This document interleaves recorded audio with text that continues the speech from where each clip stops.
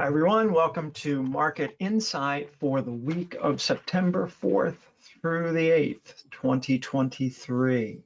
Actually, it should be the 5th through the 8th because Monday, the 4th, is a holiday. It's the Labor Day weekend here in the US. So there'll be no trading in the American markets on Monday, the 4th. So really, this should be from the 5th through the 8th.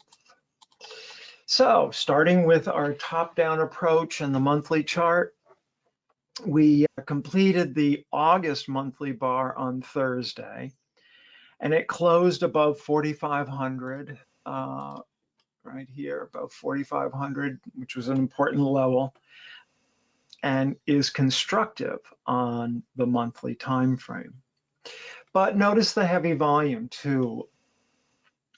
We closed mid-range, right? And that indicates buyers stepped in, but the heavy volume, although it indicates buying, certainly it also indicates a lot of selling that occurred there. And that may have some implications on the market and what it does next week and the next couple of weeks, in fact.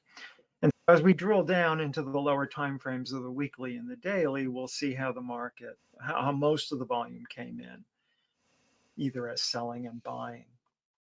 So the monthly remains bullish, but the high volume and mid-range close may indicate further congestion action here on the monthly. Actually, monthly is not really in congestion action. It's just it had a test, a pullback and a test. Now the question is, does this monthly go into congestion or does it eventually rally up from here? We'll see how this plays out on the weekly and the daily. So let's turn to the weekly. And the weekly had been in a down move, or has been in a down move since the beginning of August, when it hit that confluence of resistance. We had the April high up in here at 46.31. We had two trend channels coming up. This is actually a larger trend channel that we don't see the beginnings of, but the supply line intersects up in here. And also the smaller trend channel, the last leg up from March, I think the end of March to June, to the current time. So all of those trend lines coming, we call that confluence. And they're, when two or more trend lines occur there, it's typically stronger than one. So not surprisingly, price reacts off of that and then comes down into support at the 43.68.5 level from June. It actually went down a little bit lower to 43.50, but on this time frame, it's trying to hold this support. So the first 3 weeks of the month saw volume increase to the downside here, right? We pick up some volume to the downside. Then we hold support and then we rally, all on pretty sustained volume.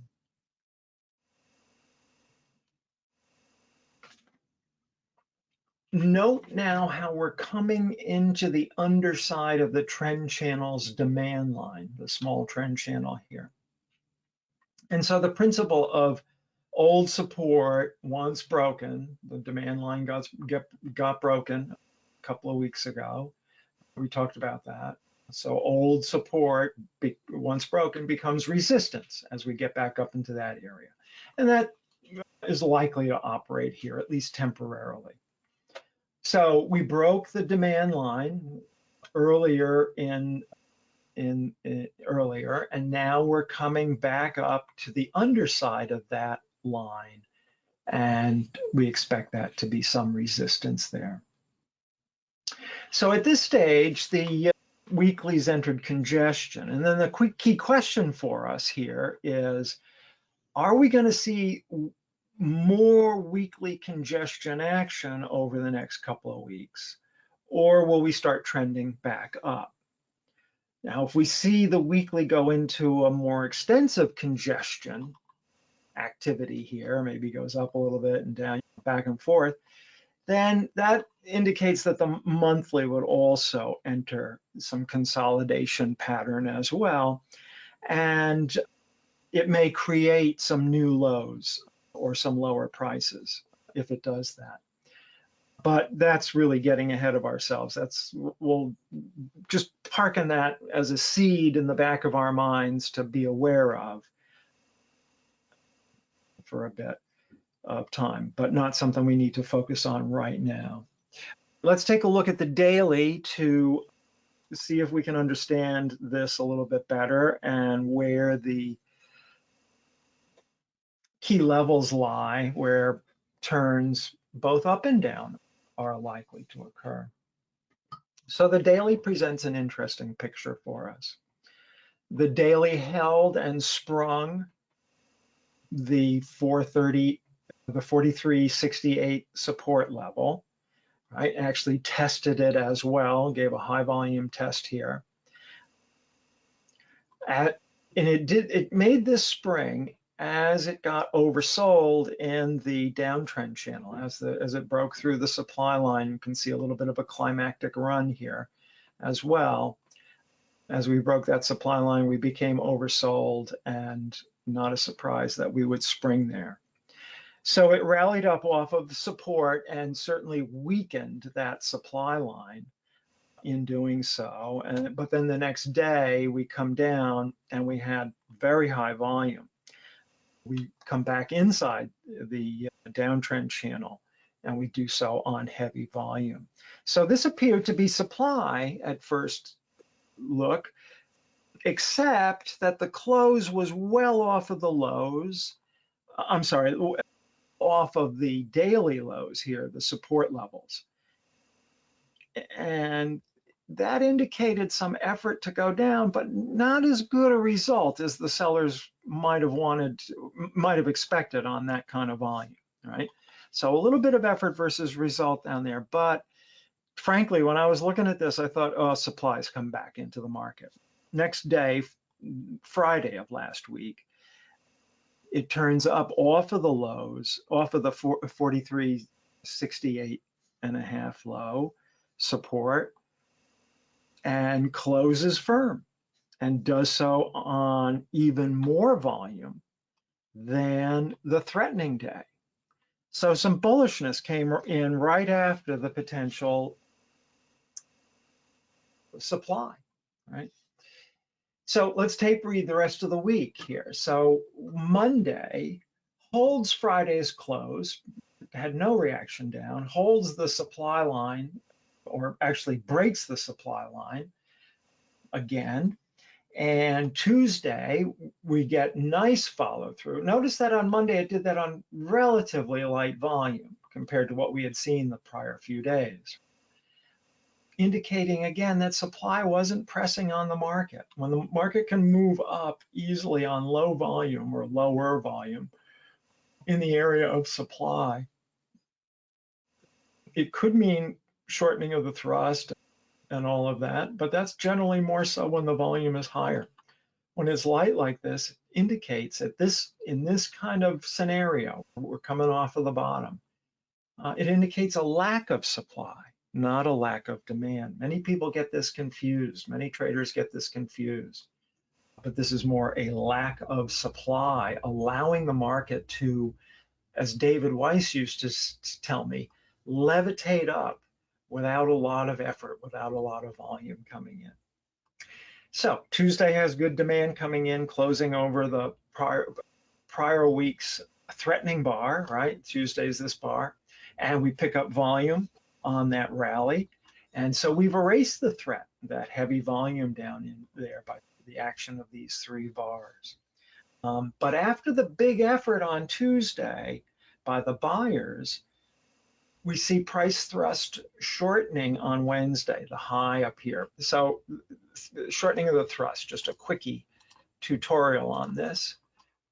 We can do this in a variety of different ways, but I'm going to show you this here. So we made all that progress up on this volume, right, on this day.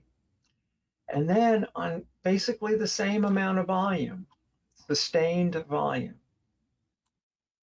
we only make about half of the amount of progress we made on the prior day on the same amount of volume. So there's only really one thing that does that, and that's supply coming into the market. And that is what causes the shortening of the thrust. Instead of the price rallying up as it did on this bar and closing up nice up in here, like it did on this bar on that volume, something stepped in and kept this bar from going up to this level. So what would that be? Larger players coming in and selling. Right? They're just selling into this, capping the market and preventing and shortening the thrust from going up higher. So we get shortening of the thrust. And then the next day on Thursday, we also have another day of shortening of the thrust. We hardly make any progress up now, right? It's getting more severe. And then we get a poor close. And again, on sustained volume. So sellers are becoming more active. That's what that suggests. And then on Friday, again, shortening of the thrust, probably even a little bit less than the other 3 days. And another poor close, again, on sustained volume. So the market is vulnerable here for a pullback. So let's see how this might unfold and how this might relate to next week's trading. So now I've got the daily and the 240-minute charts on this page here. I noticed the ampersand. I don't know. It's a typo there. That should be an and sign. Anyway, the daily's over here and the 240's over here. This is, by the way, this is, I refer to this as my personal tape reading charts. I do this on the 240-minute, the daily, and also on the weekly. I'm not showing you the weekly here, but I find this to be really useful, highlighting what I see as demand or supply, or no supply, no demand, that sort of thing. Effort versus result, that's what EBR stands for. ND is no demand.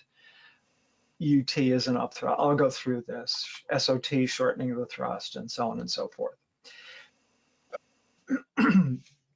Again, I find this very useful to do, and I'm showing you this, and you may find it useful to do as well. You could use this as a model of sorts.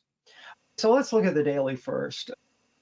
We see the heavy blue line here in the middle of the chart as a key feature on this chart. That jumps out at me, right? And this is around the 4,500 level. This is why I was talking about 4,500 last week, and that I wanted to see the monthly close over this level before the end of the month, and that would be a very obvious constructive close on the monthly. And that's what it did, and that's what I was looking for. This is the reason why I was looking for it. Why 4,500? Because we see a lot of trading around this level. It's important. This level is important to traders because of the activity around here. If we put a market profile chart up here, you would see a large, almost guarantee you would see a large point of control right around this area. So anyway, we see a lot of trading around here. Last June, it became resistance around 4,500. And we react down, it became resistance again in late June, early July. And then in July, it finds support and breaks up through the 4,500 area resistance. And notice how it breaks through. It does so on good demand. I note in here D over S, D/S. That means demand is overcoming supply. And we usually get good volume, and we do get good volume here when it does make that jump. So this is like a jump across the creek, or a demand overcoming supply as it breaks this resistance. But later, in early August, we see the market revisits that area. Not surprisingly, we often come back to old resistance for a test. And usually we see old resistance holding as support, but notice what happens here. Lots and lots of trading in here, and the buyers were struggling to hold it. You could see them trying to push it up each day, and then the sellers just pushed it right back down again. And so the buyers failed to do that, though we can see that lots and lots of trading here. And as they fail on widespread, down bars closing firm. And that kind of lit off a little bit of a climactic run here before we got oversold in the trend channel. We're at that support on the weekly basis right in here, and this is where we sprung that support. I don't have the line in here, but that's where it was. And then now we're coming back up into this level.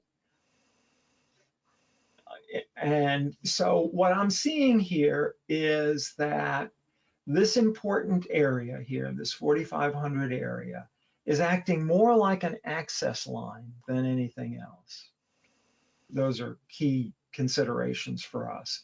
Access lines show exactly what I just showed: resistance, driving through it, support, driving through it, maybe now coming back in here. The anticipation would be that it access support again. So let's shift over to the 240-minute chart, and we see support. I got this blue line in here. The supporter along the 44.9625 level. That's good enough, that's close enough to 4,500, the 4,500 handle. So this corresponds to this access line over here, if it comes down to that level. We may see the market come down here, test in some way. Maybe it holds a higher low, maybe it does a double bottom, maybe it springs. I don't know what it will do, but maybe it comes down here and gives us some sort of a test and then rallies off. And I would expect the market to come back up to at least to the top of the trading range and probably through it. That would be one scenario, right? That would be one scenario here. But we may also see price go a little bit lower. The highs made on August 23rd here, and then the overnight high made on the 24th. So the American session high made here, and then the overnight high made in the, it looks like the European session on the next day. That's just below that level, the 4,500 access level here, and would be the next logical level for support to come in. I highlighted this area in yellow, and you can see that on both charts, in fact. And I'll be, hang on a second, I'm looking, yeah. So I've highlighted this area and level, and I'll be looking for weakness. So I highlight, yeah, sorry, I apologize for getting confused there. I got my notes out of order here. So this is going to be an important level as well, somewhere between 44.85 and 44.75. So I'll be looking for, actually, I'll be looking for weakness early next week. Just take a quick look at here. We had some supply come in, as you can see on the good rally in here. And then as we talked about on the daily, we saw a shortening of the thrust. If we drill down a little bit, we can see that we tried to rally up on the 30th here, and we got even more volume coming in, and it was really supply preventing the market from going up. So there was a lot of effort to go up, but sellers were stepping on top of the buying. Up in here, we have a little bit of no demand to begin with, and then selling comes in on the next day, again shortening of the thrust. Then on Friday, that was Thursday, then on Friday, we see an up thrust. We aren't even able to get to the top of the reverse. This is a reverse user trend line here. We're unable to get to the top there, indicating weakness. We close with a little bit of weakness mid-range here, and then supply comes in. So I'm looking for this to come down and at least flush out some of the weak longs down in there, maybe with a springer going down into this area. As I say, I'm going to be looking for weakness early on, probably around 40, I'll write this in, 45.35 in this area, 45.35 to Friday's high would be the area that I'd be looking for on resistance to show up. And then support initially around the 44.96 level. And if the market starts trading below 44.96, then I'm going to look for the area between 40, as I say, 44.85 and 44.75, that 10-point area, give or take, to offer some support. That would be a really good test, by the way, of the 240-minute vertical acceleration area. Look at how nice that is. That strong volume coming in up over the top of this access line support. So a successful test of this, as I said before, could lead to new highs. So let's take a look at the major markets, see if this makes sense across the, these are highly correlated markets, and we always look at the major markets to see how each are doing because they all influence one another. We can see that the major markets have all broken their supply lines and all have important support. And this actually goes back on the Dow to April highs, if I'm not mistaken. Important support on the S&Ps, important support on the Dow, and very important support on the NASDAQ. Now, notice the NASDAQ, we're on that confluence, right? So a close below support would be, for all three negatives, a close would be negative on all three markets if we got closed. Let me start that. Let me say that again. If we close below support, roughly, this would be the 44.85 to 44.75. If we start closing down below 75 here, or whatever this level is, I forget what level this is on the Dow or on the NASDAQ, it all is, it's negative for the market, but especially so for the NASDAQ. Because if we close under the support, we're likely not only going to likely drag the others down lower, but it would be re-entering the downtrend channel. It would be doing so by breaking a confluence of support, which, as we talked about a few moments ago, is typically pretty strong. A break of this would be a break of this area, and a close below it would be pretty significant. This analysis suggests that we keep a good eye on the NASDAQ early next week to see how it's doing. And it's going to give us clues as to whether or not this is going to hold, and we're going to see some continued rally, maybe later in the week, or if this is going to re-enter the downtrend and then bang, we're back into a down move. So that's how I see the week. Just as a heads up for next week, members, we have deep practice on Thursday night, September 7th. We're on normal schedule for that, so that'll be at 8 p.m. Eastern time. We'll have our monthly membership meeting, and we've been working through David Weiss's Trades About to Happen book. What an excellent book. I read it years ago when he first was publishing it. I read a lot of it when he was writing it, before he published it.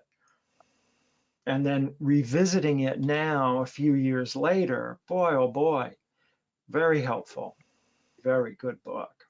So we're going to be going into tape reading part, so just a heads up there for that. I hope you find this helpful. Have a great weekend and a terrific trading week next week. We'll see you on Thursday night for deep practice. Take care, everybody.